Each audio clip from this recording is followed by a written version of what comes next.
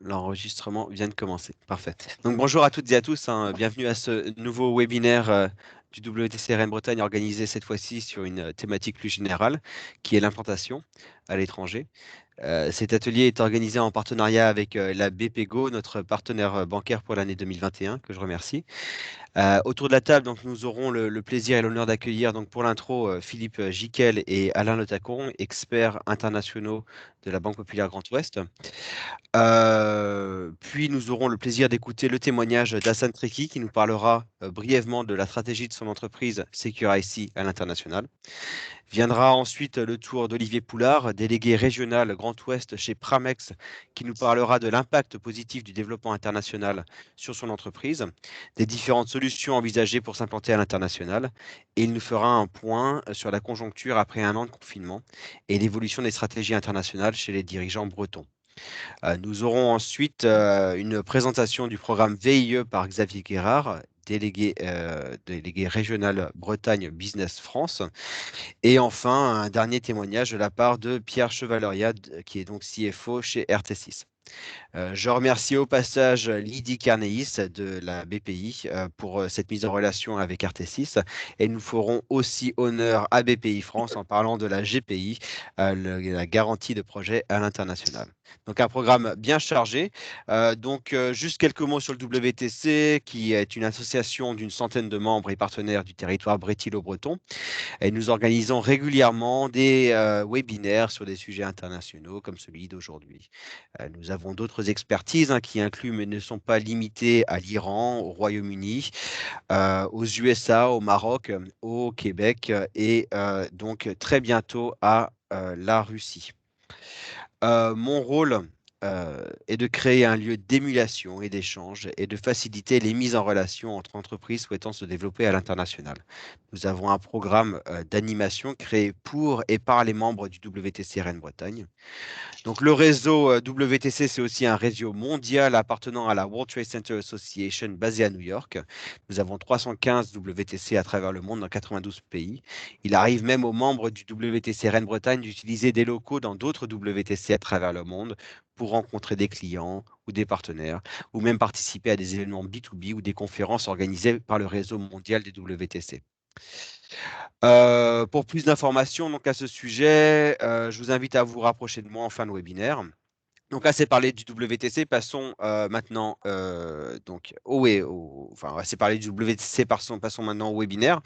Un dernier aspect technique, merci d'éteindre vos micros et d'utiliser le chat pour vos questions. Nous tâcherons d'y répondre en fin de webinaire. Je vais maintenant laisser la parole à Alain et Philippe de la BPGO avant de passer ensuite à Hassan. Donc Alain, Philippe, je vais charger le PowerPoint.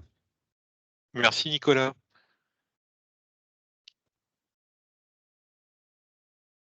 Donc le PowerPoint ne va pas tarder à arriver. C'est parfait. Merci Nicolas. Oui, effectivement, BPGO, nous avons dans notre ADN l'international. Nous accompagnons et comme le WTC, nous faisons des mises en relation pour nos clients. Nous essayons d'accompagner nos clients au mieux en fonction de leurs projets à l'international. BPGO, c'est une banque de 3000 collaborateurs avec des expertises en interne comme une salle des marchés pour les couvertures de risque de change, mais également un service international. C'est 20 personnes qui font du sur-mesure au quotidien avec nos clients. Et comme vous pouvez le voir sur cette slide, la Banque Populaire Grand Ouest est présente sur 12 départements avec 4 experts internationaux qui sont pour la partie sud de la Bretagne et des Pays de la Loire. Nous avons 2 charmantes dames, Julie et Muriel. Et d'ailleurs, je crois que Julie est également en ligne. Là, elle regarde le webinaire. Et puis sur la partie nord, Pays de la Loire, Bretagne et Basse-Normandie, donc moi-même et Philippe Giquel. Il me donne l'occasion de passer la parole à Philippe.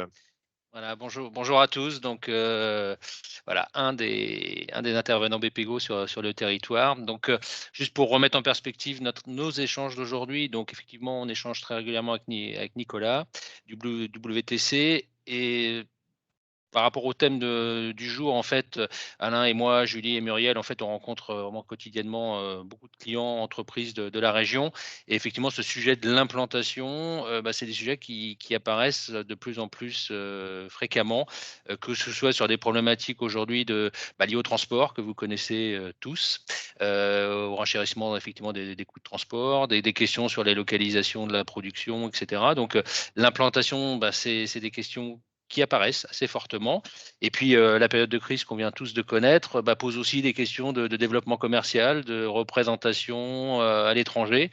Et effectivement, la plupart des entreprises se posent aujourd'hui des questions sur leur organisation commerciale. Effectivement, ça nous a semblé des sujets importants, en tout cas, à évoquer avec vous tous.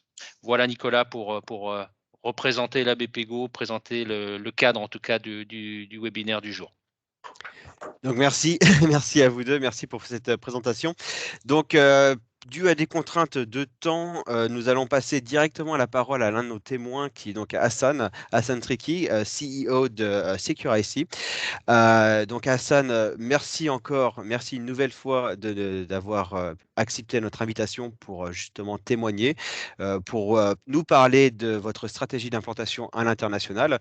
C'est vrai que lorsque Alain, Philippe, Olivier et moi préparions ce webinaire, nous cherchions plusieurs entreprises pour témoigner, pour parler justement de son développement à l'international, de parler des différents challenges que une entreprise peut connaître lors de son développement. Donc, si Hassan, vous pourriez nous donner un petit background, un petit historique de votre entreprise et puis votre stratégie. Et je pense que nous aurons des questions au fur et à mesure j'invite tous les participants à poser donc dans le chat. Merci Nicolas, merci de me donner la parole. Donc bonjour à tous, donc Hassan Triki, je suis cofondateur et président de SecurIC. Donc SecurIC est un spécialiste de ce qu'on appelle la cybersécurité embarquée.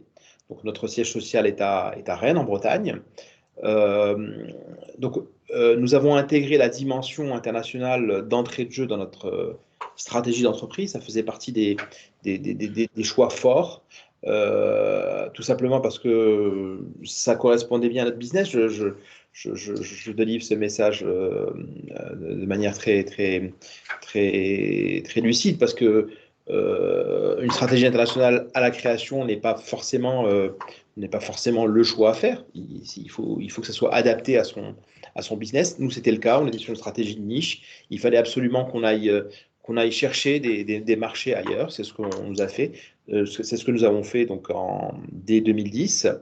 Et pour cause, dès 2012, nous nous installions à Singapour. Donc Singapour comme hub pour adresser la zone Asie-Pacifique. Alors, étant sur un marché, étant sur une activité très techno, très deep tech en fait. Le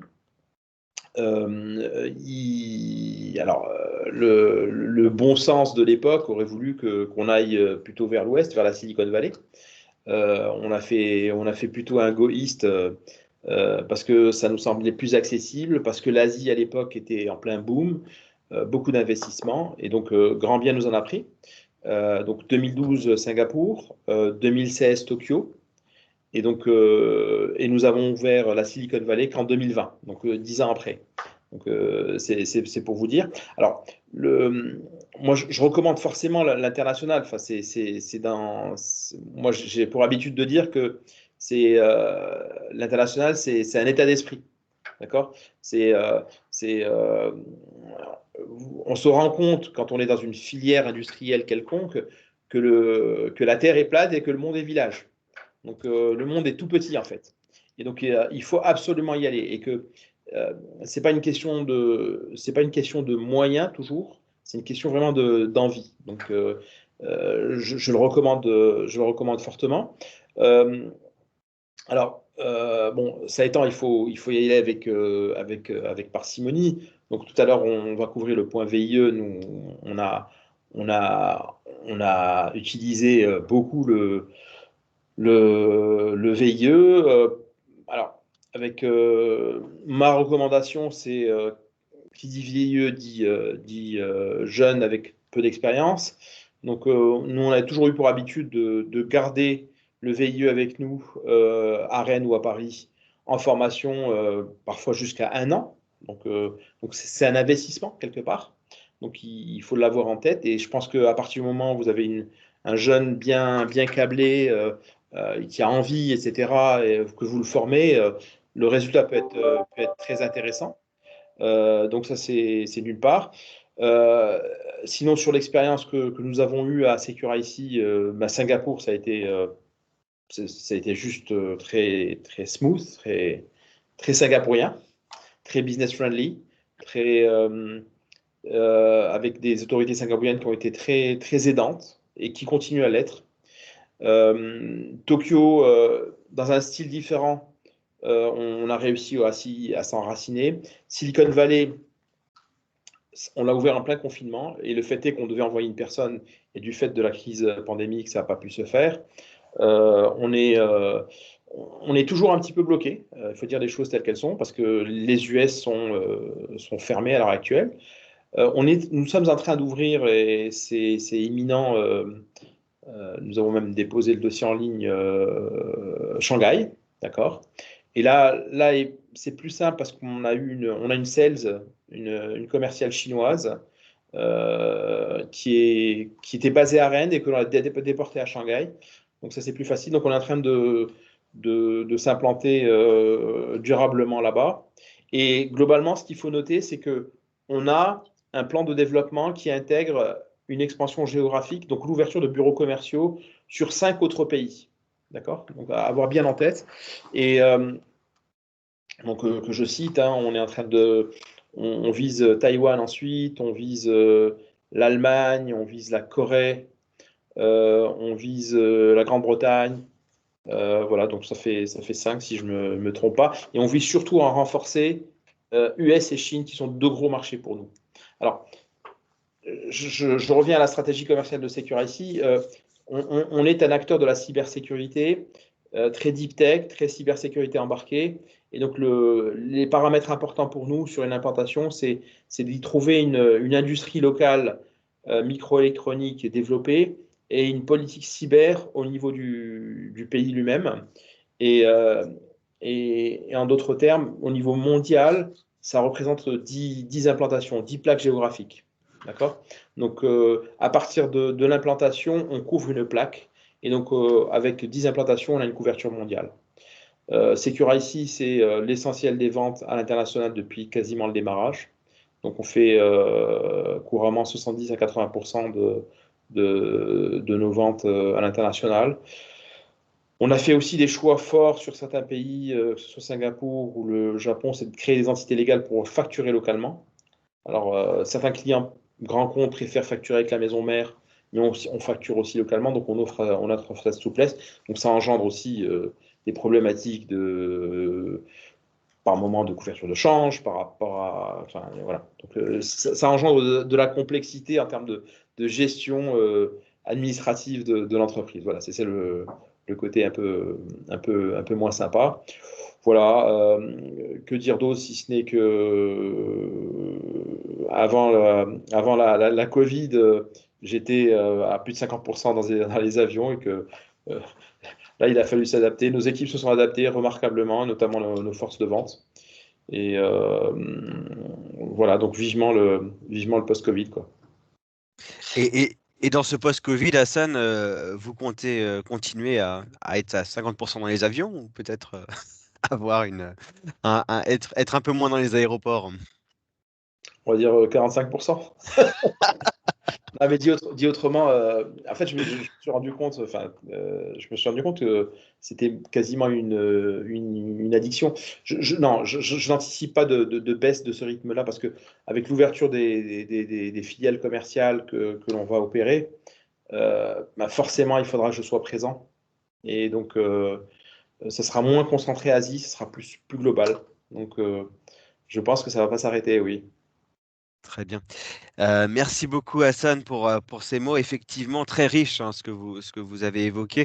Nous allons penser à poser la question aussi à Xavier de Business France lorsqu'il interviendra sur l'aspect effectivement formation d'un VIE avant d'envoyer ce VIE à l'étranger, parce que je pense que c'est quelque chose d'assez pertinent.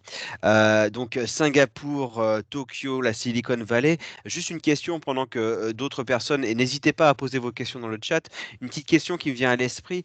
De votre côté, en ouvrant ces bureaux à Singapour, à Tokyo, à la Silicon Valley, comment vous êtes-vous fait accompagner? Et surtout, qu'est-ce que vous avez choisi comme type d'implantation là-bas? Vous nous avez parlé d'une commerciale pour Shanghai, par exemple. Et était-ce le cas également sur Singapour, Tokyo et notamment la Silicon Valley?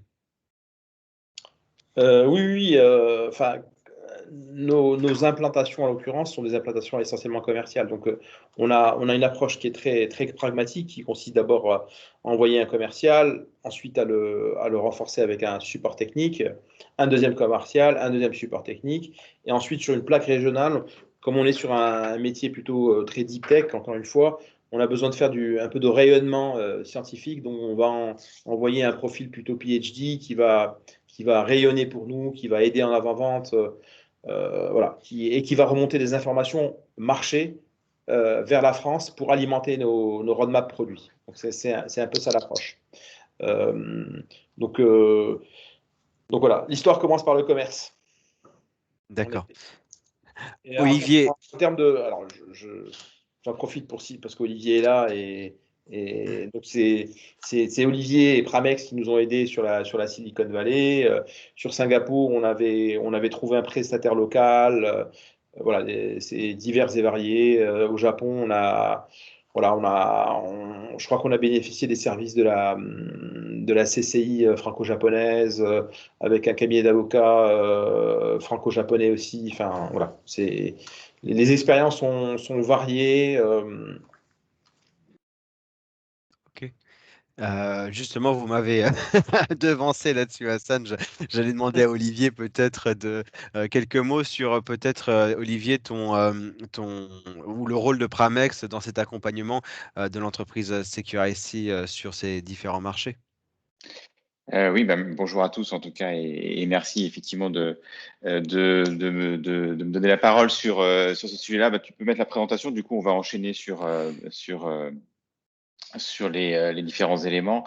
En quelques mots, Pramex, nous, on est un cabinet de conseil. Hein, on travaille avec nos clients sur les thématiques de déploiement international et d'implantation.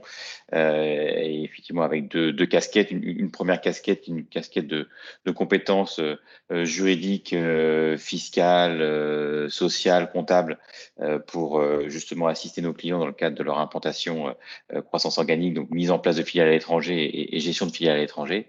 Donc c'est sur ce métier-là effectivement qu'on a accompagné Hassan sur les États-Unis. Hein. On est présent aux États-Unis, on a des équipes aux États-Unis et donc on a articulé notre accompagnement entre tout ce qui est lié au statut, l'immatriculation de la société, la création de la société, l'ouverture du compte bancaire aux États-Unis et puis toute la mise en place du setup comptable, fiscal, social, tout le RH aussi, même si aux États-Unis, il n'y a pas de contrat de travail, mais la gestion des contrats de travail, la mise en place des salariés, la gestion de la paye. Voilà, c'est voilà, une activité, on va dire, de DAF externalisée pour nos clients qui veulent s'implanter à l'étranger. Ça, c'est notre premier métier. Puis on a un deuxième métier qui est un métier de banque d'affaires. On travaille aussi avec nos clients sur les thématiques de croissance externe, qui est voilà, une autre stratégie sur l'implantation à l'étranger. Donc, c'est de racheter tout de suite quelque chose qui existe de manière à pouvoir s'implanter de manière un peu peut-être offensive sur un pays. Donc voilà, donc ce métier-là, on le fait dans 13 pays, on est présent effectivement dans 13 pays.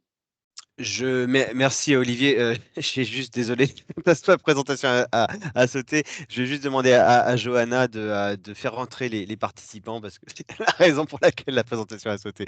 Je suis désolé, je la remets en route. Voilà. Tu peux continuer.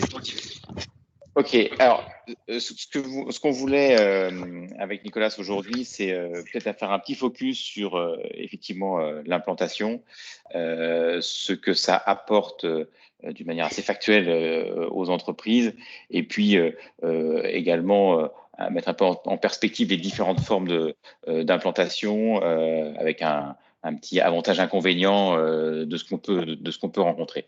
Alors, je pense que les premiers éléments qui sont intéressants à prendre en compte, c'est des éléments qui sont assez factuels. On a chez Pramex réalisé plusieurs études sur la thématique de l'implantation pour avoir quelques chiffres sur voilà, qu'est-ce que ça apporte véritablement de s'implanter à l'étranger, qu'est-ce que ça apporte de plus par rapport à des entreprises qui sont pas implantées. Donc, d'une manière très factuelle, on se rend compte qu'aujourd'hui, les entreprises qui sont implantées à l'étranger déjà génèrent plus de chiffre d'affaires.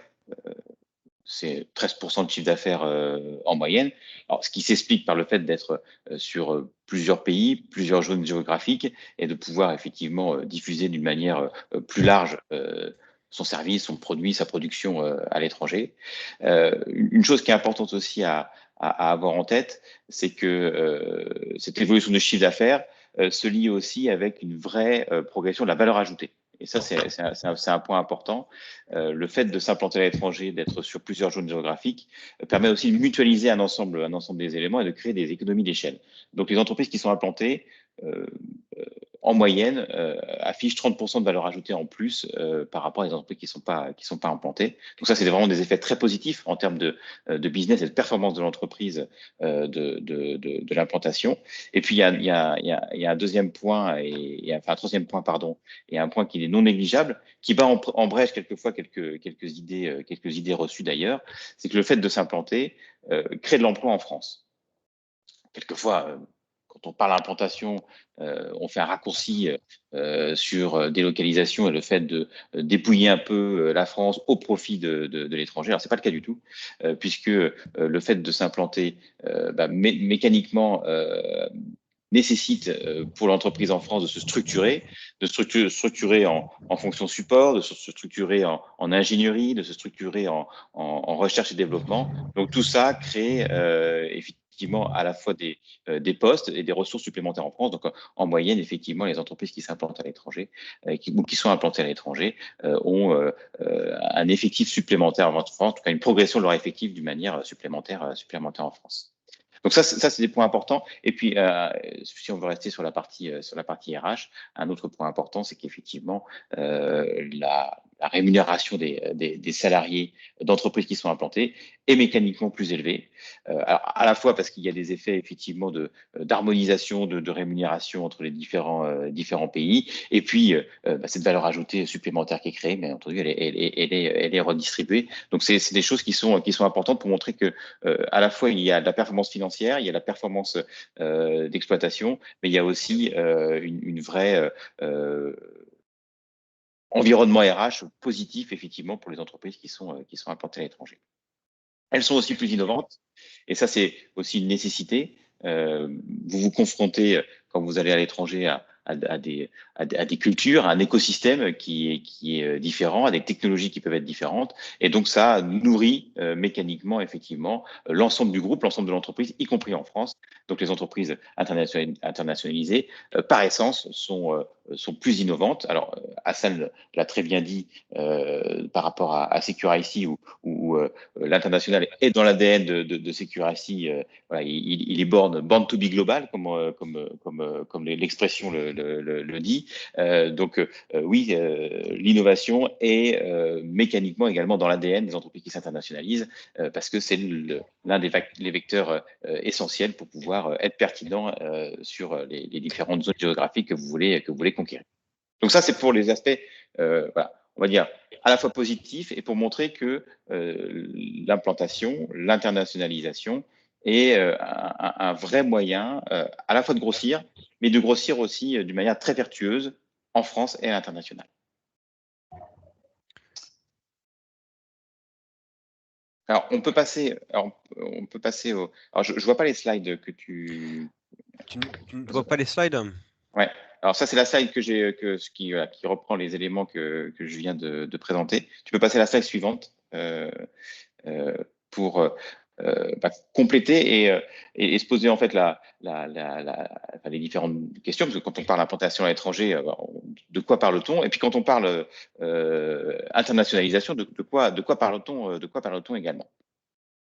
Un petit graphique qui, je pense, présente bien, en tout cas explique bien les différentes étapes, les différentes stratégies et ce que ça implique en termes à la fois, et c'est pour ça qu'on a mis un graphique avec la partie contrôle, maîtrise de ce que nous faisons et de ce que les entreprises font et versus le risque qu'ils ont en face, pour montrer que dans l'internationalisation des entreprises, il y a déjà deux grandes briques.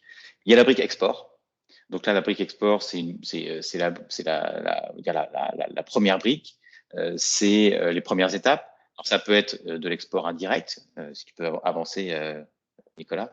Ça peut être de l'export indirect. Donc de l'export indirect, c'est la faculté d'une entreprise à suivre un grand donneur d'ordre qui souvent est internationalisé et qui par appel d'offres, en fait, s'inclut dans un appel d'offres général et même si son donneur d'ordre est français et tout est facturé en France, il se trouve que la prestation ou son produit se retrouve à l'étranger. Donc, c'est ce côté export indirect qui permet de mettre un premier pied, effectivement, à l'international, en tout cas de confirmer que les produits réalisés par l'entreprise ont une finalité qui peut être une finalité internationale.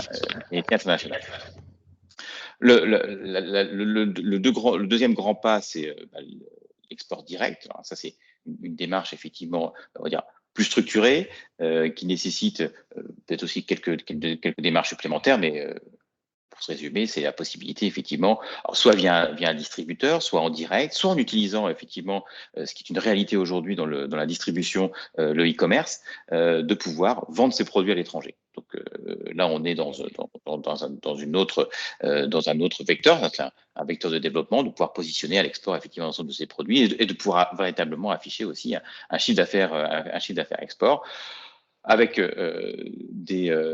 pas des contraintes, mais des éléments qu'il faut valider, les flux. C'est la partie bancaire, la sécurisation des paiements, le flux logistique également, de manière à pouvoir faire en sorte que les produits arrivent ou le service soit produit d'une bonne manière et arrive au client final d'une bonne manière. Donc ça, c'est les deux premières étapes qui permettent à l'entreprise de prendre pied à l'étranger. Et puis ensuite, on passe à la brique supplémentaire. Et la brique supplémentaire, c'est ce qu'on appelle, là aussi, un peu dans le jargon, l'IDE. IDE, ça veut dire investissement direct à l'étranger. Donc l'investissement direct à l'étranger, c'est le fait de s'implanter, on va dire, juridiquement dans un pays, de pouvoir y investir dans un pays. Ça peut passer par une stratégie d'association, voilà, de créer avec un distributeur une structure commune pour pouvoir mieux vendre ses produits à l'étranger. C'est la joint venture que vous connaissez, c'est vraiment l'investissement partagé dans une structure juridique tierce. Alors, il y a un micro qui doit être encore branché, il y a beaucoup de... Oui, merci d'éteindre vos micros, s'il vous plaît, effectivement. Donc ça, c'est effectivement un point effectivement de première implantation et qui peut être aussi rassurante. On s'associe avec quelqu'un qu'on connaît bien, quelqu'un qui connaît la culture, qui connaît effectivement son business et sa distribution à l'étranger. Donc ça, c'est un point qui peut être rassurant. Et puis la quatrième étape, c'est une étape vraiment d'implantation concrète qui peut être soit, c'est ce qu'on a évoqué tout à l'heure, soit la mise en place d'une filiale à 100%. On détient à 100% une structure juridique à l'étranger qui va nous permettre de pouvoir facturer, embaucher et réaliser un ensemble de prestations dans le pays visé, ou l'acquisition. C'est une stratégie aussi soit complémentaire, soit qui s'adapte aussi à certains pays en particulier, qui est le fait effectivement de racheter une structure existante parce que vous avez identifié dans un pays une activité, une marque, une zone géographique, une force commerciale qui vous intéresse et donc du coup vous déclenchez un process d'acquisition sur cette cible de manière à pouvoir prendre pied de manière plus offensive dans un pays. Donc voilà, c'est important de les avoir en tête parce qu'elles ont des implications complètement différentes et c'est pour ça que le schéma le présente bien. Elles ont aussi à la fois un potentiel de contrôle par rapport à ce que vous faites plus important, mais qui s'allie bien entendu plus le contrôle augmente, plus il faut corroborer les risques qui vont en face. Alors, je ne sais pas s'il y a des questions par rapport à ça ou si vous avez des réflexions, parce qu'après, on peut détailler effectivement d'une manière un peu plus fine les différentes étapes d'internationalisation. Effectivement, c'était le slide d'après, Nicolas, en mettant effectivement pas en opposition, mais en comparatif, effectivement, il y a l'inconvénient, avantage-risque, on va dire, des différentes stratégies. La première, c'est ce qu'on a évoqué, hein, c'est l'export, donc c'est le développement commercial. C'est la possibilité d'identifier des distributeurs, des importateurs, des agents commerciaux, des partenaires qui vont commercialiser à notre place notre produit à l'étranger. C'est comme ça qu'il faut effectivement bien le comprendre. Donc, ou alors effectivement la possibilité de trouver un client direct et de faire de la vente en B2B, mais ça correspond plus à une activité de service.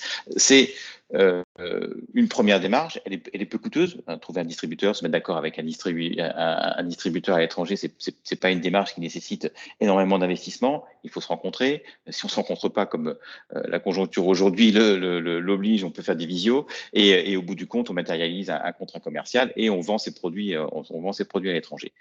Le pendant de ça, c'est que un distributeur, c'est pas un salarié de l'entreprise, c'est un acteur économique tiers qui à la fois par rapport à la vente de vos produits va récupérer aussi une partie de la marge, donc il y a une cannibalisation un peu de la marge, et puis le côté un peu manque de contrôle qui est que il fait bien ce qu'il veut dans son pays.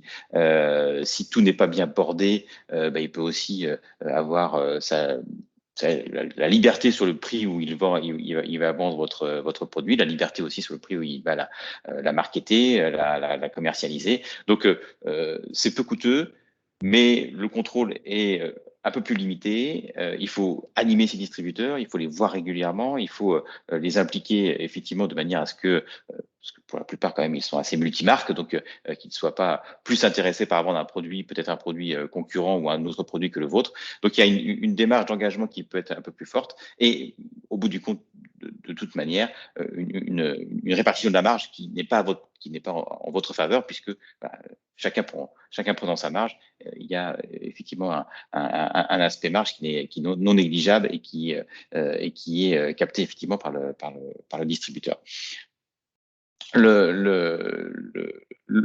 stratégie, une stratégie aussi qui est aujourd'hui très importante dans le modèle de distribution, qui est aussi légère en termes de mise en place, peu coûteuse et qui finalement mécaniquement qu'une duplication du modèle que vous avez en France, c'est le e-commerce. Donc, pouvoir utiliser un ensemble de plateformes, soit de plateformes de e-commerce, de sites marchands dans lesquels vous vous intégrez, soit la création de votre propre site pour pouvoir vendre à l'étranger. Donc ça, c'est un vrai grand moyen d'être présent dans beaucoup de pays. Il suffit simplement il y a un peu de travail quand même, mais de traduire votre site dans différentes langues, de mettre également, pour les sites marchands, le plug avec la bonne solution de paiement c'est pas qu'elle peut, c'est qu'elle est différente d'un pays à un autre. Hein. Les habitudes de paiement sont très culturelles,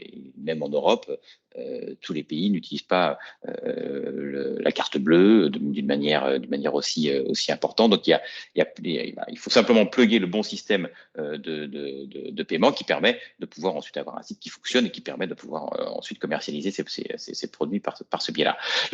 La contrainte aujourd'hui, parce que le législateur quand même a commencé à s'intéresser au sujet, et quand il s'intéresse au sujet, c'est plutôt pour mettre des contraintes que pour mettre des facilités. Donc la contrainte aujourd'hui vis-à-vis des ventes par Internet, c'est que à partir du 1er juillet, en tout cas pour les ventes sur la zone euro, le législateur exige que la TVA des produits que vous vendez hors dehors du pays de votre pays d'implantation doit être calculée dans le pays où vous vendez. Donc ça veut dire que vous devez faire un calcul de TVA pays par pays en fonction des ventes que vous faites pays par pays. Le seuil qui a été validé en Europe, c'est 10 000 euros. Donc, dès que vous faites plus de 10 000 euros de vente, typiquement en Allemagne, en Espagne, en Italie, vous devez faire votre déclaration en Allemagne, en Espagne ou en Italie. Donc, ça, c'est une contrainte aujourd'hui qui s'applique, alors qui peut se résoudre, qui est facile à mettre en œuvre. C'est ce que nous faisons également pour nos clients, tout ce qui est obtention de numéro de TVA et puis calcul et liquidation de la TVA dans les différents pays où ils font leur business.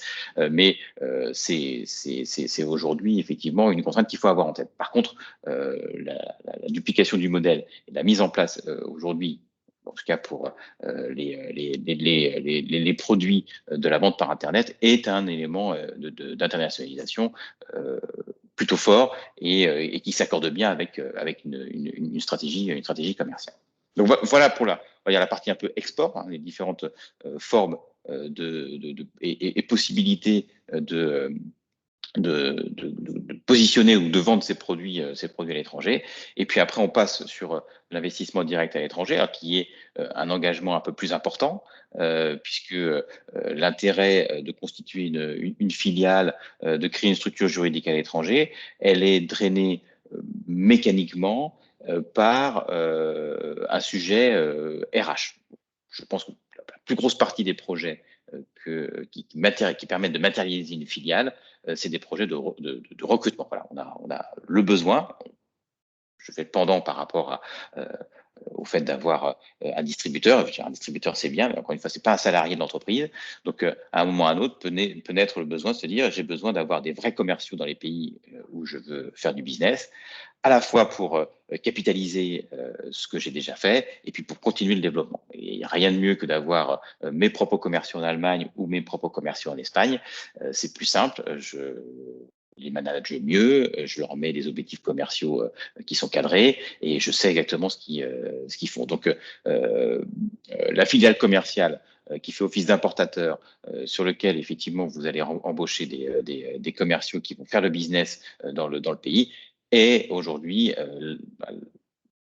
sont aujourd'hui les plus gros projets, les plus gros projets d'implantation.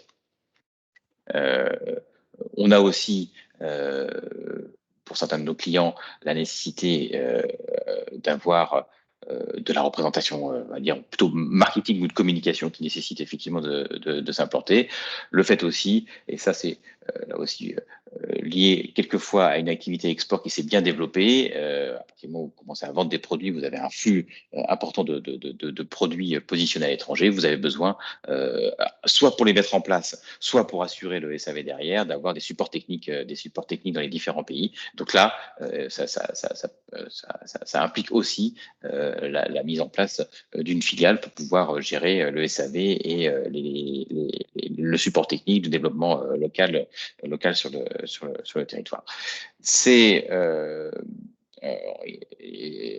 j'ai positionné les chiffres. C'est une stratégie qui concerne quelques PME, plutôt des ETI, mais aujourd'hui, on a effectivement un flux relativement important d'entreprises et les contraintes sanitaires que nous vivons et que malheureusement, je pense que nous allons continuer à vivre pendant quelques mois, plaident également pour avoir des équipes dans les différents pays. Quand on peut plus se déplacer aussi facilement, quand il y a des contraintes effectivement d'immigration ou autres, des contraintes de visa pour pouvoir se déplacer dans les pays hors zone euro, ça plaide pour avoir véritablement des équipes commerciales dans les différents pays qui vont, peu importe la situation sanitaire du pays, peu importe les contraintes de déplacement, pouvoir continuer à faire le business et le développement du business sur le territoire. Donc oui, avoir des commerciaux allemands en Allemagne, des commerciaux espagnols en Espagne et des commerciaux américains aux États-Unis, c'est un élément fort pour continuer pérenniser le développement international et ne pas être contraint effectivement vis-à-vis des différentes mesures sanitaires.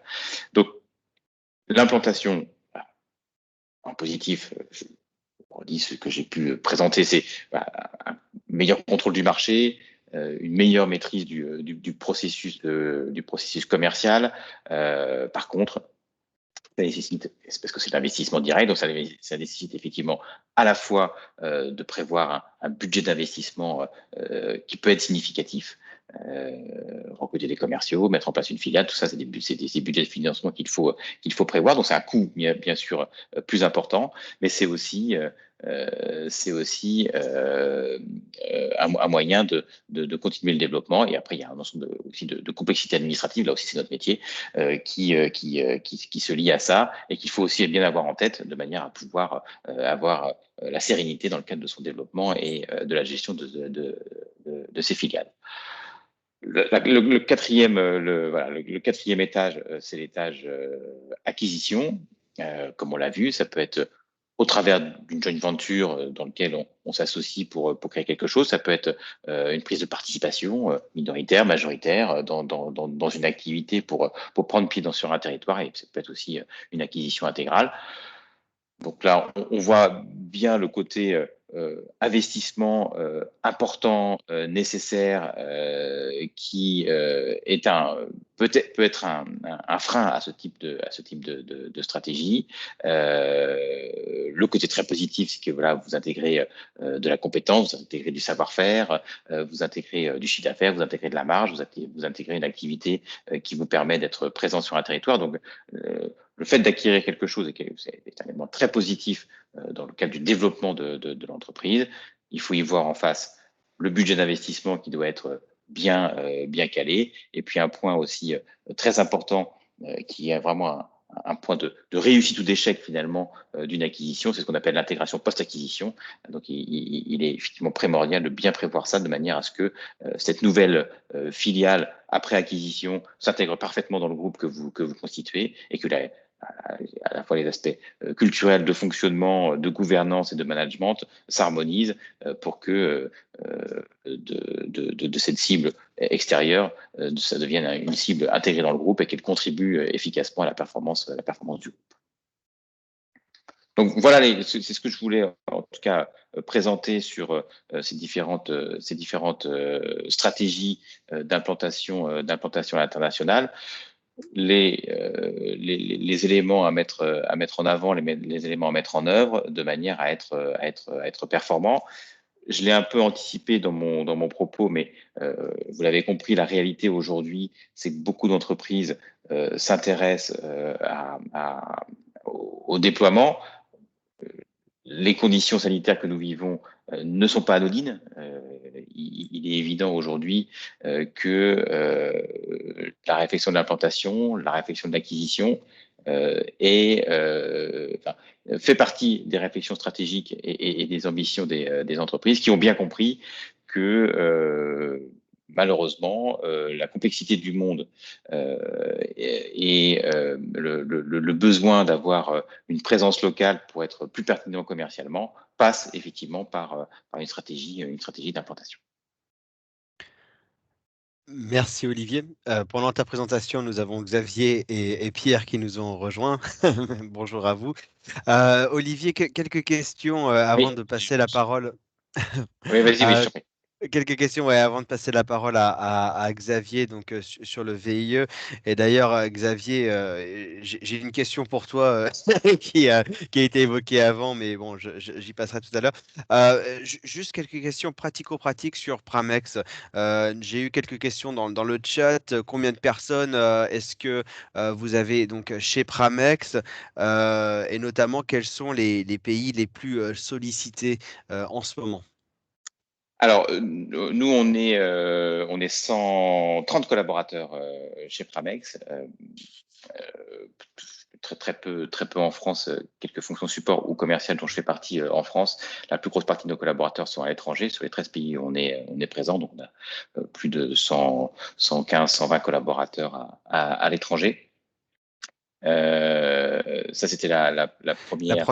La première. Et donc la seconde, c'était quels sont les pays les plus sollicités en ce moment. Et c'est vrai que peut-être que ce que tu vas nous dire va être faussé par la pandémie.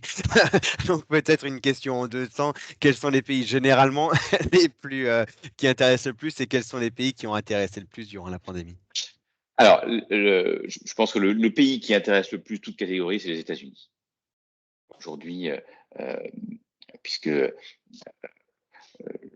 sans rentrer dans des détails, parce qu'après on pourra en parler pendant des heures, mais un élément quand même important d'une stratégie d'implantation, c'est aussi de valider le pays. Le côté voilà, la proportion business du pays, la capacité, la qualité du business qu'on peut développer, la sécurité du pays, enfin voilà, tous ces éléments. Quand je vais envoyer des équipes, quand je vais envoyer des collaborateurs, si je veux capitaliser sur un développement à long terme, il faut que je sois dans un pays qui soit safe. Pour résumer un peu le propos. Les États-Unis remplissent toutes ces caractéristiques-là. C'est un pays de business, c'est un pays de fort développement, c'est un pays où on peut prendre des parts de marché importantes. C'est un très grand pays, c'est même pas un pays, c'est limite un continent. C'est un continent puisque, et comme tu le connais, Nicolas,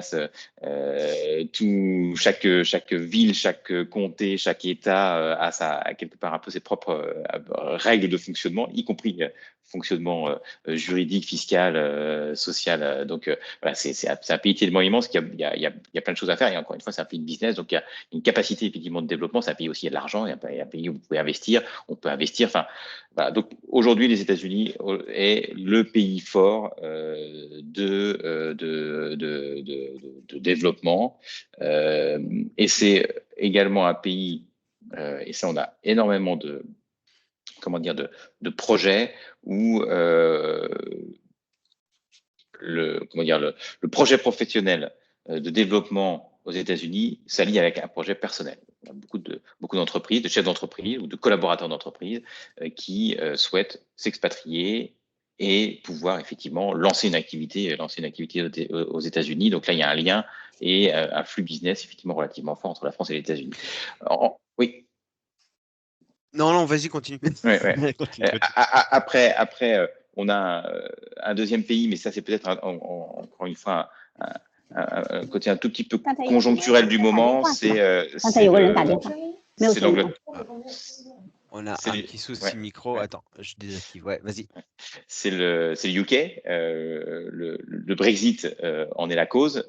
Effectivement, l'avènement de cette sortie du UK de la zone de l'Europe, avec la mise en place de contraintes douanières, de contraintes peut-être de réglementation ou autres.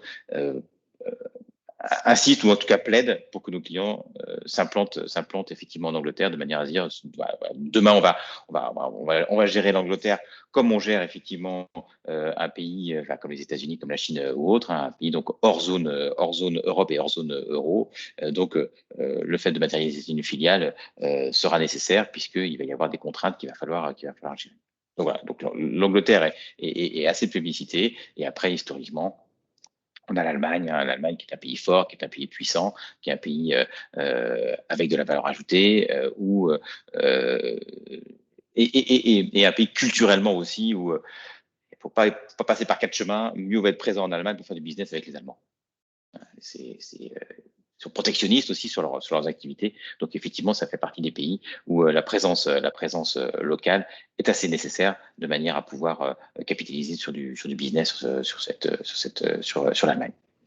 Et puis après la Chine, bien entendu, qui sont sur d'autres projets, c'est des projets plus d'un niveau différent. C'est un pays qui contrôle plus les choses, et où les investissements aussi pour être crédibles sont plus importants. Il y a aussi quelquefois des exigences d'investissement de la part des autorités chinoises. Donc il faut investir plus pour avoir une présence réelle et forte. Donc on est sur des projets effectivement avec des investissements plus importants sur la Chine, mais on a aussi là aussi une activité qui ne faiblit pas. La Chine attire toujours. Alors, je pense qu'elle attire plus aujourd'hui comme une capacité de développement commercial, contrairement aux années 80 où elle attirait plus en termes de sourcing. Je pense qu'on a passé le cap aujourd'hui de simplement, et je pense que ce que nous vivons aujourd'hui apporte également ce sujet de réflexion, de ne pas tout attendre de la Chine ou tout sourcer de la Chine ou d'être dépendant continuellement de la Chine, mais par contre de pouvoir utiliser aujourd'hui la progression du niveau de vie, la progression effectivement salariale en Chine pour commercialiser, positionner des produits, parce que les Chinois sont très appétents sur les produits européens. Merci Olivier. Juste une petite dernière peut-être, une petite question d'Isabelle. Faites-vous chez Pramex également du conseil en choix de transport international, Incoterm, Impact, etc. Là, on est plutôt sur les phases export. Et faites-vous aussi du conseil sur les achats ou l'importation de biens, les douanes, etc. Donc vraiment, là, pour le coup, la logistique de l'export. Non, pas du tout. Enfin, nous, notre métier est vraiment un métier de cabinet comptable, juridique et fiscal pour nos clients. Donc oui, bien entendu, nos clients qui travaillent avec nous, on va suivre toute la facturation et on va faire toutes les déclarations de taxes et de TVA des ventes que font nos clients, comme une direction financière le fait. Mais on n'est pas du tout conseil sur les aspects douane, Incoterm ou autre. Donc ça, ouais, D'accord. il y a des prestataires qui Ok, sont, très bien. qui sont très bons sur ce Effectivement, sujet. Isabelle, il y a un réel marché là-dessus. Ça, c'est sûr. Voilà, d'accord, bah, Oui, merci beaucoup. qui se complexifie. Alors, simplement, si on peut faire le petit focus sur l'Angleterre, aujourd'hui, c'est une complexité inouïe parce que les règles suite au Brexit ne sont pas complètement établies. Donc aujourd'hui, effectivement, commercialiser et réussir à être dans le bon schéma de déclaration sur des ventes en Angleterre, c'est une complexité inouïe. Tout à fait. Et il y a des conseils qui se spécialisent là-dessus. Ils ont raison parce que effectivement, si vous voulez être clean vis-à-vis de l'administration, il y a intérêt d'avoir un bon niveau de conseil. Merci Olivier. Effectivement, nous vivons dans un monde ultra complexe, D'accord. Brexit, pandémie et flambée des prix des matières premières et j'en passe. Et Et conformité. donc, Et et conformité. Nous conformité, sommes ouais, dans un c'est monde de vrai, c'est vrai, conformité. C'est c'est vrai. quelquefois d'ailleurs un point prédominant. Avant le commercial, il faut être conforme. Donc oui, ça, voilà, c'est notre monde. Effectivement. Merci beaucoup Olivier en tout cas pour ta présentation. Je vais passer maintenant à la parole à Xavier. Alors Xavier, donc tu nous as rejoint en cours de presse. Juste pour info, nous avons un petit peu parlé de VIE avec la présentation, le témoignage d'Hassan Triki de Secure IC qui nous a parlé un peu de formation pré-envoi du VIE. Et puis effectivement, je voulais rebondir sur les propos d'Olivier aussi, sur quelques pays qui ont été mentionnés, les USA, la Chine, le UK. Je sais que c'est un peu compliqué en ce moment avec le VIE. Donc, pour le coup, beaucoup de personnes connaissent, j'imagine, le programme VIE, mais ton intervention sera d'autant plus intéressante dans, on va dire, le contexte actuel. Donc, déjà, je te laisse te présenter, Xavier, et puis ensuite, quelques mots sur tes activités et pourquoi pas ensuite basculer sur quelques mots-clés que j'ai mentionnés. D'accord. Bah, bonjour à tous et à toutes. Désolé, j'étais dans une réunion avec le conseil régional, là où on faisait un point d'ailleurs sur l'actualité de l'export et entre autres du VIE. Donc moi, je représente Business France pour la Bretagne. J'habite ici depuis 1 an et demi. Je te salue, Olivier. Je te connaissais quand j'étais à Nantes avant. Voilà, j'ai été responsable de différentes régions et aujourd'hui, je suis en charge de la Bretagne. Euh, Bien évidemment, la situation a freiné moi mon activité qui est de conseiller des boîtes à l'export parallèlement et en bonne intelligence avec BCI puisque mes bureaux sont installés au sein de ceux de Bretagne Commerce International à Rennes et j'ai vocation à essayer d'attirer l'attention tout spécialement sur le VIE. Alors je ne vais pas vous faire l'affront de vous rappeler ce que c'est que ce dispositif, mais plutôt peut-être vous donner les dernières infos qui sont liées à ça. Juste en un mot déjà, je ne sais pas si tout le monde le sait, enfin si tout le monde le sait, mais le VIE, c'est un dispositif qui est exclusif à la France. Donc ça, c'est assez original. Hein, c'est à partir du moment où, alors je rejoins un peu, même si j'ai pris la présentation en route, à partir du moment où une entreprise se dit, j'aurai quelqu'un de mon entreprise, à moi, pas un tiers, j'aurai quelqu'un de mon équipe dans le pays, est-ce que ça me permettrait d'y accélérer mon développement, d'identifier des partenaires, d'identifier des clients et autres. C'est ça, c'est une ressource RH chic et pas chère. pas de charge, enfin pas exonéré de charges, pas de taxes pour le VIE, un truc encadré. C'est un dérivé du service militaire en coopération, hein, c'est d'où ce côté un peu bête et méchant, très fixe. Et puis après, d'énormes variantes ont été apportées depuis 20 ans. Donc c'est exonération de charges sociales. Pas de taxes, pas d'impôts pour le VIE, limité à moins de 29 ans, hein, ouvert aux garçons et aux filles, français comme européens. Ça se sait assez peu, c'est que le VIE, c'est aussi ouvert aux Européens. On peut envoyer un Irlandais en Australie ou un Espagnol au Chili pour y développer son business. Aujourd'hui, les grandes tendances, il y en avait 10 500 avant la crise. Hein, on était à 10 500 VIE. Donc c'est à la fois un chiffre conséquent, hein, parce que c'est du portage, hein, c'est Business France qui porte ces 10 500 ou qui portait ces 10 500, qui sont réduits à 7 500 aujourd'hui. Donc on a perdu 3 000 VIE en un an et demi. La durée du VIE, hein, c'est de 6 mois à 24 mois. Sauf cas particulier aux États-Unis où ça ne dure que 18 mois. Il y a quelques variantes selon des pays qui s'étonnent de ce dispositif. Hein, je rappelle donc que dans la France, c'est l'exclusivité. Mais globalement, le chiffre a baissé considérablement. On était à 2200 entreprises avant la crise, on est à 1500 aujourd'hui. Pas mal d'entreprises quand même ont continué à recruter malgré le Covid. Dans les mois moyens, on était à 500 départs par mois, alors que beaucoup de pays étaient fermés et alors que beaucoup d'entreprises étaient au moins dans la circonspection ou l'arrêt ou vraiment un gros point d'interrogation. Beaucoup de boîtes utilisatrices sont des grandes entreprises. Hein, ce n'est pas le cas de la Bretagne, puisqu'on n'a pas de grands groupes, sauf exception ici, mais quand même, il faut reconnaître que beaucoup de grandes entreprises, les grandes boîtes du CAC 40, utilisent le VIE en grand nombre. Et elles, voire d'autres, se sont dit, en cette période où on ne peut pas se déplacer, on ne peut pas voyager, il n'est pas question à un dirigeant, un directeur export de se déplacer, et ben, j'ai absolument besoin d'avoir quelqu'un sur place. Positionnons-y un ou une VIE, ou plusieurs d'ailleurs. Il passera 15 jours en quatorzaine, mais après, s'il reste 1 an ou 2 ans dans le pays, il peut bien supporter cette mauvaise entrée en matière. Voilà. Après, il y a eu, donc les chiffres, je vous dis, ont baissé. Aujourd'hui, on est à peu près à 1800 offres de VIE sur le site Internet, le portail que Business France gère, hein, puisque c'est Business France qui gère en exclusivité, pardon. C'est Business France qui gère en exclusivité ce dispositif pour le compte de l'État. Hein, voilà.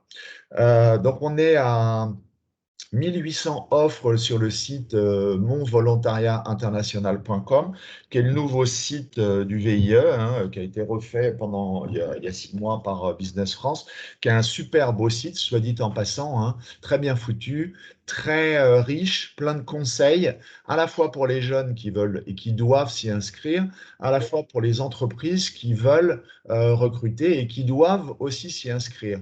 Hein, un seul canal d'information, d'inscription, de présélection, c'est ce site monvolontariatinternational en un seul mot.com. Après, l'État nous a demandé d'assouplir le dispositif depuis le début de la crise sous forme de départ France, c'est-à-dire, vu la complexité, la fermeture, l'ouverture des frontières, la possibilité de passer jusqu'à 4 mois en France, recruté par la boîte, en attendant le feu vert pour partir. Ensuite, on gère, toujours pour le compte de l'État, une enveloppe de 15 millions d'euros, soit 3 000 chèques de 5 000 euros chaque, pour donner un coup de pouce aux entreprises dans le contexte. L'idée, c'est que c'est plafonné à 2 chèques par entreprise qui sont versés en complément des aides régionales. Chaque région, les 13 régions françaises ont des aides aussi qui cofinancent le VIE au profit de leurs entreprises éligibles. En région Bretagne, la région, conseil régional, cofinance le VIE à hauteur d'1 tiers sur 18 mois. Voilà, chaque région a sa politique et choisit son module. D'autres assouplis. Donc 500 chèques ont été distribués en France depuis 1 an et demi. 500 chèques sur les 3000 prévus. Donc il en reste quand même beaucoup à distribuer. L'idée, c'est pas de distribuer pour distribuer. L'idée, c'est de donner un coup de pouce complémentaire aux PME et aux ETI. L'idée est aujourd'hui encore d'assouplir et d'élargir à 4 chèques par entreprise, d'une part, et puis d'autre part, un effort a été fait en direction d'une cible de jeunes beaucoup moins concernés par le VIE. Ce sont les jeunes à formation courte, des BTS, des IUT, des BTS, qui eux aussi sont encouragés par l'État via un chèque de 5 000 € pour toute entreprise qui le recruterait, ainsi que des gens issus des quartiers prioritaires de la ville. C'est-à-dire, en fait, le VIE privilégie les formations longues et top. Ça coûte le même prix d'embaucher un HEC ou un centralien avec 5 ans d'expérience, 18 plus 5 ans d'études, 23, et 5 ans d'expérience, ça nous amène à 28. Ça coûte le même prix d'embaucher un centralien avec 5 ans d'expérience qu'un jeune de 18 ans qui sort du bac. Donc, en gros, c'est vrai que ce dispositif privilégie les formations top, mais les entreprises n'ont pas toujours besoin d'un centralien avec 5 ans d'expérience quand il s'agit de mettre en route un atelier ou de la technique ou je ne sais, à l'étranger. Alors après, il y a des pays qui sont, 80 pays sont ouverts à la date d'aujourd'hui au VIE. Sur la totalité des pays, sauf les zones de guerre, les zones de conflit et tout, ne sont pas ouverts au VIE. Mais sinon, le VIE, c'est tous les pays, tous les métiers, toutes les filières, voilà, toutes les fonctions de l'entreprise. Ça peut être un comptable, un commercial et autres. Il n'y a pas de prérequis de ce côté-là. 80 pays sont ouverts, essentiellement toute l'Europe, sauf la Norvège, l'essentiel de l'Afrique, beaucoup de pays en Asie et dans les Amériques, plutôt Amérique du Sud. 7 pays, c'est une nouvelle catégorie mise en place avec le Quai d'Orsay et la cellule de crise, sont ouverts sous conditions. Canada, Maroc, Émirats arabes unis, Malaisie, vous voyez, et quelques autres moins importants. Et puis, plus d'une trentaine de pays sont fermés au VIE, puisqu'ils sont fermés aussi au voyage. La Chine, le Japon, les États-Unis. Alors aujourd'hui, il y a quelques finesses qu'utilisent les entreprises pour arriver aux États-Unis, embaucher des binationaux. Nicolas, si tu avais moins de 29 ans, peut-être tu aurais eu une petite chance. Non, mais passer par le Mexique, certaines entreprises utilisent des biais et autres. Nous faisons respecter vraiment la loi et la règle de façon extrêmement sérieuse. Il n'est pas question de risquer un dispositif pareil dans nos relations bilatérales, parce que c'est Business France, via sa direction ou les ambassades, qui gèrent les relations bilatérales avec l'ensemble de ces pays. Voilà ce que je pouvais dire extrêmement rapidement. En Bretagne, pour un tout petit focus, soyons cash, le dispositif est très sous-utilisé. On est passé de 60 entreprises utilisatrices pour 120 VIE, 60 pour 120, donc à 30 entreprises pour 60 VIE à la date d'aujourd'hui, donc ça a baissé de moitié. Il y a donc exactement 33 entreprises qui utilisent le VIE, dont le siège social est en Bretagne. Soyons honnêtes aussi, des grands groupes dont les sièges, les Bolloré et autres, dont les sièges sont à Paris, les Leclerc ne sont pas comptabilisés sur la Bretagne, mais quand même, c'est ce que j'essaye d'évangéliser dans ce domaine. La Bretagne est avec son réseau de PME et de petites entreprises sous-utilisatrices d'un dispositif qui ne convient pas à tout le monde. Je rappelle, l'idée, c'est d'avoir besoin de RH positionné à l'international. En Angleterre, Olivier, je pense que tu le sais peut-être, le Brexit nous a freiné, a fermé temporairement l'accès aux nouveaux VIE. Ceux qui étaient en poste, évidemment, ils sont restés, sauf cas particulier.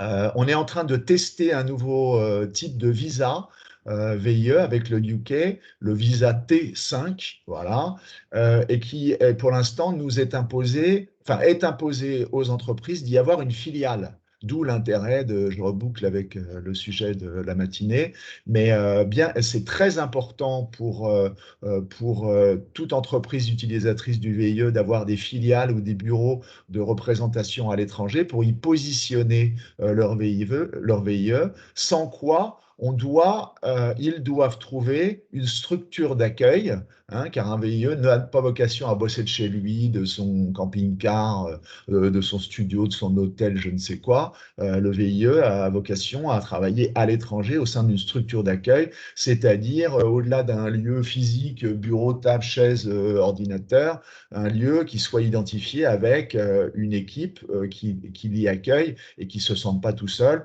L'idée, c'est que ce n'est pas une solution miracle du tout, le VIE, ce n'est pas un conte de fées, c'est se staffer hors France à moindre frais avec des gens de moins de 29 ans.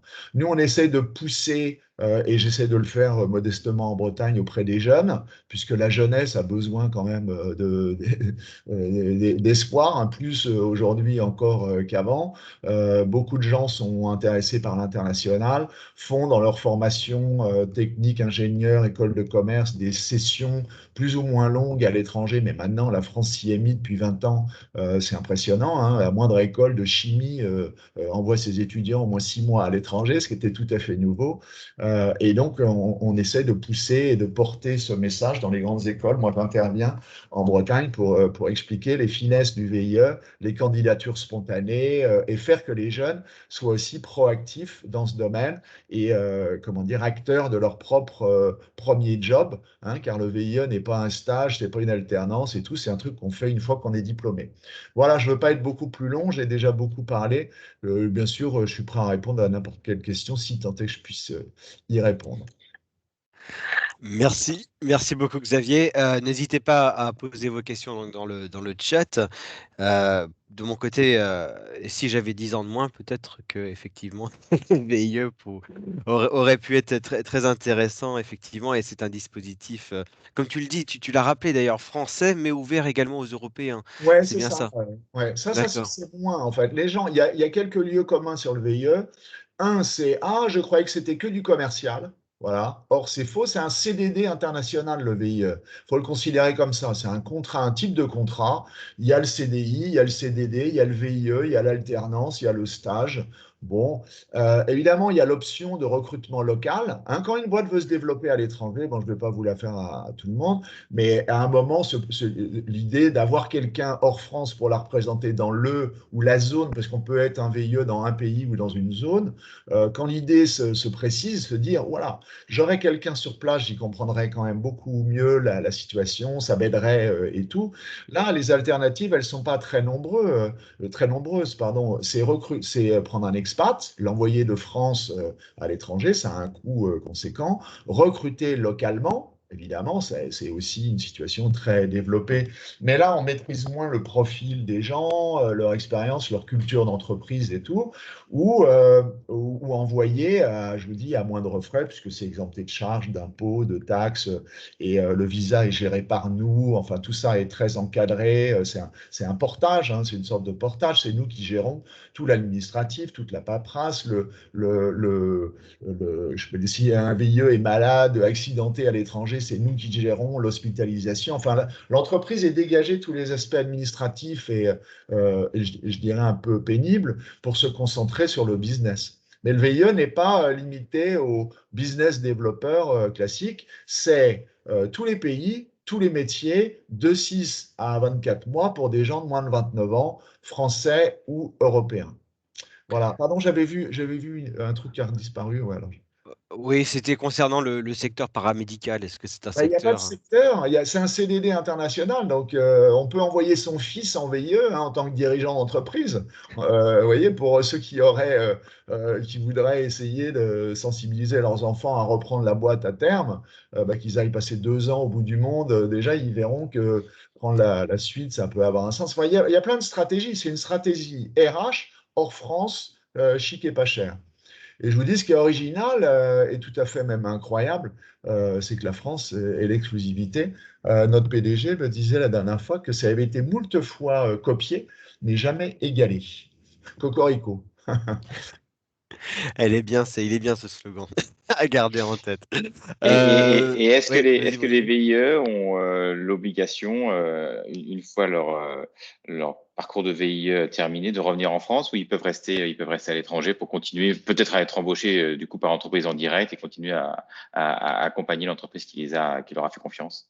En fait, très bonne remarque, l'avantage de ce dispositif, c'est quoi? C'est que c'est une très longue période, enfin une longue période d'essai internationale.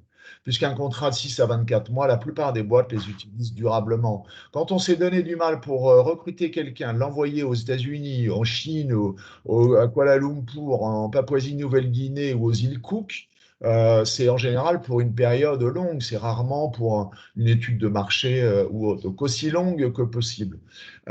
Donc 80% des VIE sont ensuite recrutés dans la boîte. Donc ça, c'est super important. Parce qu'en fait, bon, c'est du bon sens. Quand on s'entend bien avec quelqu'un, on a pu le tester à l'étranger, avec toute l'autonomie, et quand même, c'est différent de bosser à l'étranger pour une boîte quelle qu'elle soit. On est plus autonome, plus responsable, plus mis en route rapidement. On est moins staffé, moins protégé et autres. Ça expose le candidat. Les boîtes ont vite l'occasion de se rendre compte de ses capacités. Donc 80% sont recrutés dans l'entreprise ou dans une entreprise, mais dans l'entreprise. Et puis après, ils peuvent être maintenus dans le pays, mais ce n'est pas toujours le cas et c'est lié aux conditions de visa du pays. Alors, ils peuvent être maintenus dans le pays avec par la force des choses, un autre type de contrat. Le VIE, ça ne peut pas être prolongé, c'est 24 mois max. On peut en faire qu'un dans sa vie. Une entreprise peut en prendre autant qu'elle veut, comme des CDD, mais pour une personne, garçon comme fille, on peut en faire qu'un.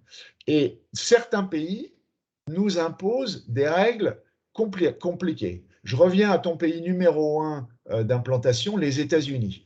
Aux États-Unis, les Américains nous ont dit, mais c'est la logique de fond quand même qu'on garde moins en tête, mais nous ont dit, mais attendez, pourquoi est-ce qu'on donnerait 800 cartes vertes par an à des jeunes Français européens, alors que nous, Américains, quand on veut installer dans nos multinationales à Paris ou ailleurs des Américains, on nous refuse les visas. Ah oui, c'est vrai. Donc là, pour rigoler, je ressors ça tout le temps, mais on a rappelé Lafayette, vous voyez, on est remonté à 13 en arrière dans la relation franco-américaine et autres, et on a imposé dans des discussions diplomatiques et des négociations ce système. Les Américains nous ont dit, bon, ok, mais ça sera un visa J1 ou interne, c'est-à-dire stagiaire, on est rattaché à des types de visas, et ça sera 18 mois maximum. Donc voilà, on est arrivé dans une négociation bilatérale comme ça. Et aux États-Unis, ils imposent aux VIE de ressortir du pays avant d'y être repositionnés. Voilà, c'était en réponse un peu longue à ta question. Aux États-Unis, sauf erreur de ma part, parce qu'évidemment, les choses changent avec les visas, évoluent, et puis nous, on pousse pour le compte des entreprises françaises à la plus grande souplesse. Mais aux États-Unis, j'ai compris qu'il fallait revenir plusieurs mois pour un VIE en France avant de pouvoir être repositionné. Question Voilà. à poser. Dans d'autres pays, ça sera différent. Oui, effectivement, et je pense que certaines boîtes dans le coin pourraient effectivement confirmer ce que tu dis, Xavier. En tout cas, ce que tu dis ne me surprend absolument pas. Je ne sais pas, je vois qu'Aurélia est en ligne. Je ne sais pas si Aurélia, toi, tu as peut-être réponse à si tu as pu observer ce type de cas VIE par expérience. Oui, alors nous, on est plutôt spécialiste du recrutement local, donc pas vraiment des VIE, mais on en a vu passer pas mal. Effectivement, aux États-Unis, il faut sortir du territoire pour pouvoir retrouver un nouveau visa. C'est toujours le cas a priori. En ce moment, de toute façon, tout est un peu à l'arrêt. Et effectivement, nous, dans le cadre de nos clients sur Chicago et ailleurs, on a eu pas mal d'expériences de VIE qui ont bien fonctionné et qui ensuite ont été convertis en contrat local à terme. Bon, après, il y a eu des expériences aussi plus difficiles, hein, ça dépend des personnes évidemment, mais ça dépend aussi beaucoup, comme le disait Hassan en tout début d'intervention, de la formation et de l'accompagnement qui va avec. Nous, ce qu'on a constaté, c'est que les entreprises qui envoyaient un peu au casse-pipe, si je puis dire, leur VIE, n'avaient pas toujours très bonnes expériences, parce que comme le disait Xavier, il s'agit de beaucoup de jeunes qui n'ont pas forcément déjà beaucoup d'expérience eux-mêmes. Et qu'ils ont besoin de support, ils ont besoin de soutien, ils ont besoin de présence aussi. Donc, ça dépend beaucoup de l'accompagnement qu'on leur donne. Merci beaucoup Aurélia. Aurélia, donc, qui est du cabinet DSMR Executive Search basé à Chicago. Aurélia nous rejoint de Bretagne et qui est membre du WTC. Merci beaucoup pour ces précisions. Je vais maintenant passer, et merci Xavier pour cette intervention, bien entendu. Je vais maintenant passer la parole à Pierre. Pierre, si vous nous entendez, je vois que vous êtes connecté, Pierre Chevaloria. Oui, je vous entends. Oui, très bien. Merci beaucoup Pierre pour être présent parmi nous, d'avoir accepté notre invitation.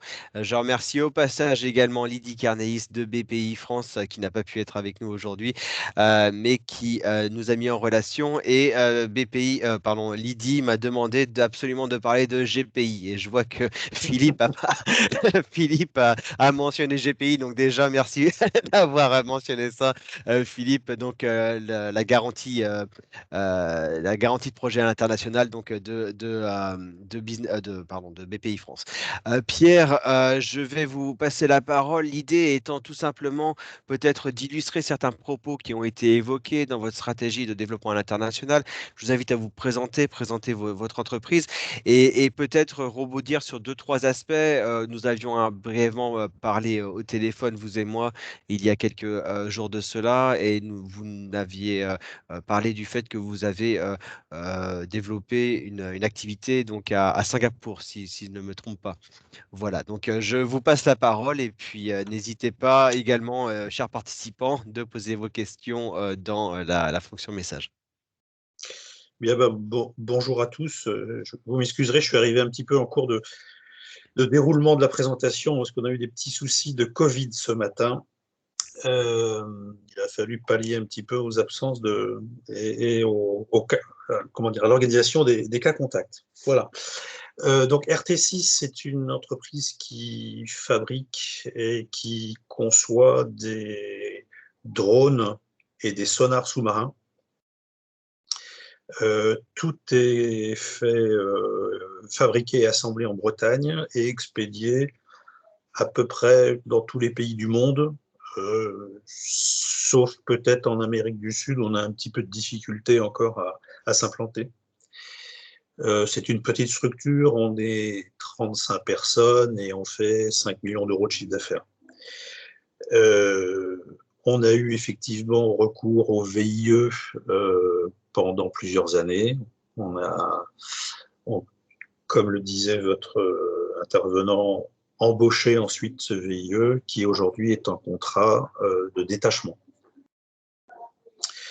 On a créé donc une filiale à Singapour parce qu'à un moment donné, c'était indispensable pour pouvoir continuer à avoir la présence de quelqu'un sur place.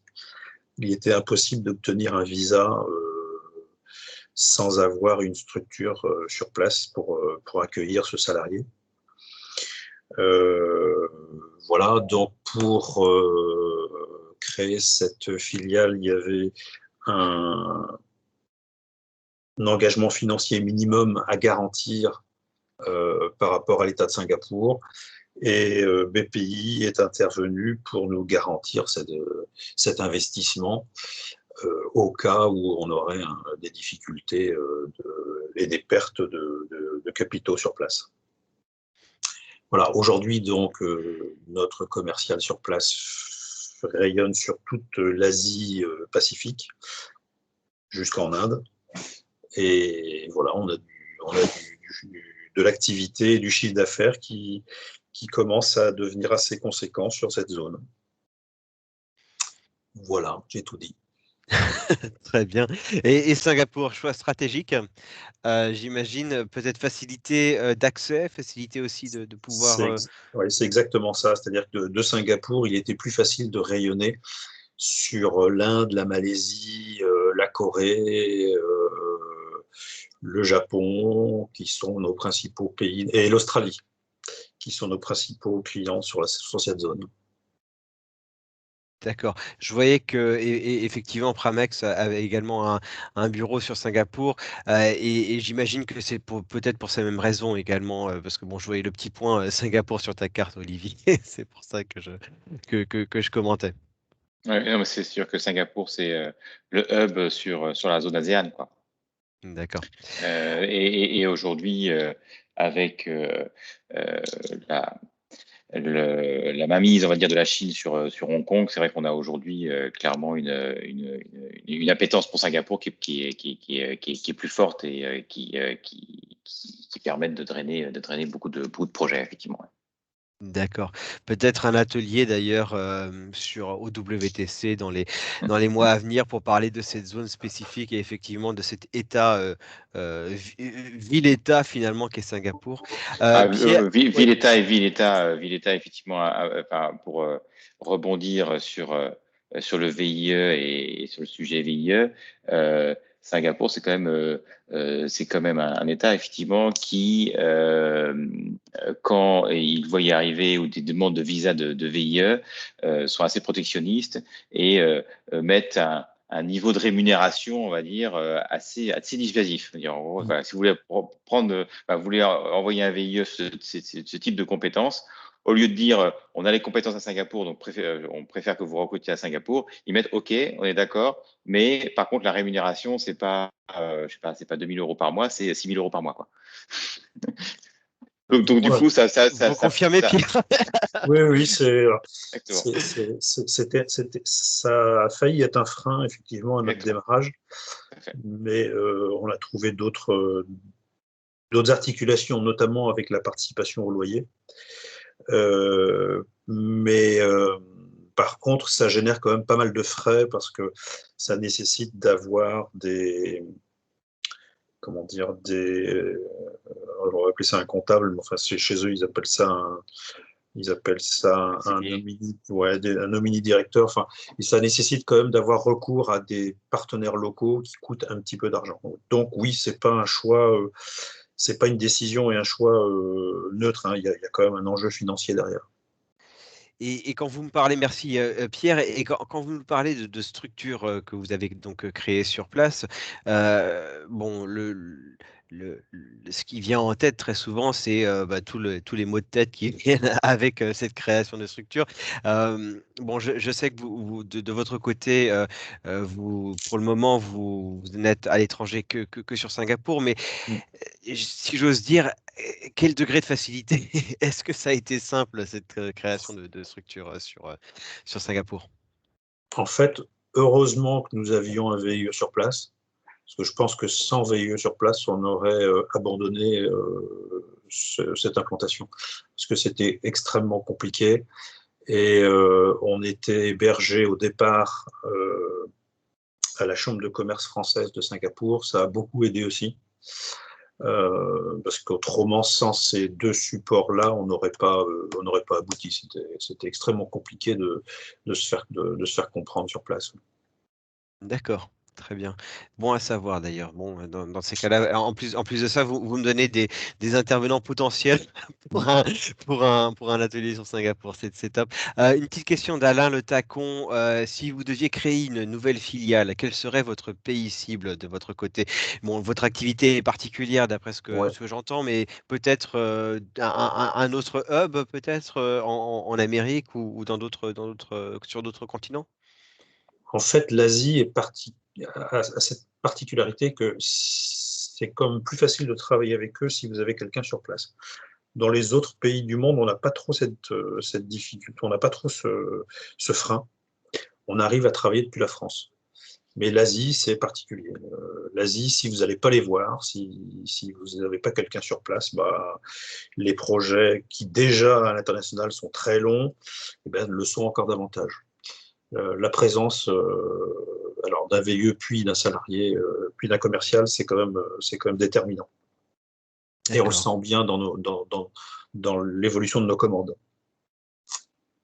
Très bien. Ah oui, vous ressentez justement le fait d'avoir quelqu'un là-bas que vos commandes sont beaucoup Oui, plus parce pérennes, que j'imagine. on fonctionne, nous, avec un réseau de distributeurs, mais en Asie, un distributeur suffit pas. Si vous n'avez pas un commercial de présent, qui les démarche, qui les relance, et surtout qui va les voir, ça déclenche pas des commandes qui pourtant sont des commandes qui sont à venir, mais ça traîne, ça prend du temps.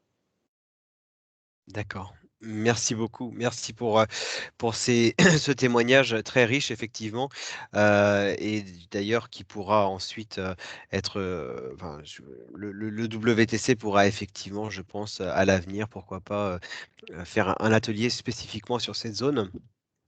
Donc, il est midi. Je remercie tous les intervenants. Un merci tout particulier à la BPGO et donc qui est notre partenaire financier cette année au WTC. Merci Alain, merci Philippe de nous faire confiance. Merci Olivier, donc Pramex du groupe BPCE. Je remercie Hassan qui lui n'a pas pu rester, mais pour son témoignage. Xavier, donc Business France. D'ailleurs, je pense il serait intéressant, Xavier, que nous continuions à faire ce type d'intervention de ta part. Tu pourrais nous donner les toutes dernières nouvelles sur le VIE. Et puis un grand merci effectivement également à Pierre Chevaloria, donc CFO de RT6 pour votre témoignage. Bon, il y a différentes choses dont nous n'avons pas parlé. Je sais, tu l'as évoqué très brièvement, Olivier, c'était la couverture de change. Bon, c'est quelque chose qu'il faut prendre en compte, bien entendu. Il y a d'autres sujets connexes également. Et puis, bon, bah, l'avenir et plein de nouveautés. Je pense à la crypto-monnaie également. Là, c'est un autre sujet, peut-être un autre sujet qui pourra être évoqué lors d'un atelier au WTC. Donc, une nouvelle fois, un grand merci pour vos interventions. Merci à nos participants. Notre prochain atelier au WTC aura lieu ce jeudi. Et là, nous évoquerons un des aspects que tu as mentionné, Olivier, mais qui est l'export. Mais vraiment, les phases de déploiement à l'export, ce jeudi, donc 24 juin, un petit atelier d'une petite demi-heure, donc entre 9h et 9h30. En fait, finalement, c'est une mise en bouche pour un atelier beaucoup plus détaillé qui aura lieu, lui, à la rentrée, donc à l'automne 2021, en présentiel. Je l'espère. Et je rappelle également pour les membres du WTC Rennes-Bretagne et les partenaires que notre AG a lieu le 8 juillet dans les locaux de la CCI à partir de 18h en présentiel. Si vous voulez plus d'informations sur les activités du WTC, sur nos prochaines animations, n'hésitez pas à vous rapprocher de moi ou aller sur notre site www.wtc-rennes-bretagne.com. Merci beaucoup.